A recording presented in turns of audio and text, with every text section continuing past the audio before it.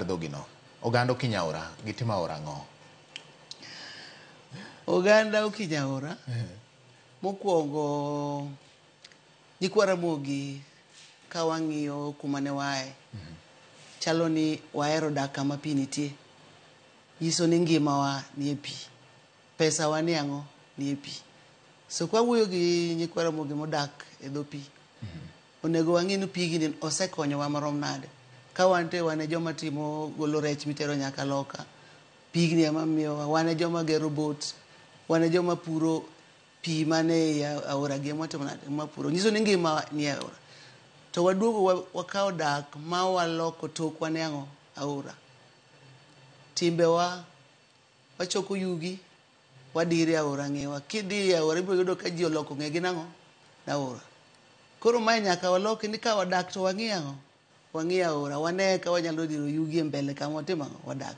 So nyaka wachange kaka wadak e tie aora. Timbewa osemiyo wakao sama pi odok piny to wadhi wagede do ang'o do aora kama ok onego wagede. Koro wadino na aora kama pi onego tim nade okalie. To ka koro isedino na aora kama pi onego okalie dong koro biro manya manya kamoro moriwo nyaka udino mondo tim nade nyaka okal nikech nyaka odhi. To wan be yugi mwadiro gi wasedino na aora be gi yugi ma wantie go gi. Kar keto yugi kama onego wakete to wan wadire ei aora. Koro kama aora luwo dinore. Koro dwani ka pi obiro to dhi kanye. Nyaka koro ute wa mang' pi timane pi donje. Koro nyiso ni nyaka wa change timbewa kuom jomo dak e aora. To ber mane aora ng'eny moloyo rachne. Kawa kao na aora ni en chiemo. Pi ng'eni dhano maonge pi. Jaluo ne en ng'ama ler ga kabisa. To an ibed maler maonge pi. Nyaka ibed gi pi. Koro pigni dwani watim nade? Warite. Wawe dire gik maricho. To aora ni be manyalo miyo wapidho rech. Aora ni manyalo miyo wapidho kodhi. Mamiyo wakonyo sirikal bende wacho ni Kenya ok en kama dhier to gi kech otimo ng'a onego bede.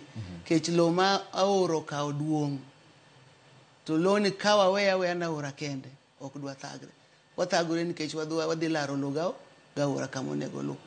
To aora ni be manyalo ndikonwa ji ma sirikal wacho ni tije nitie.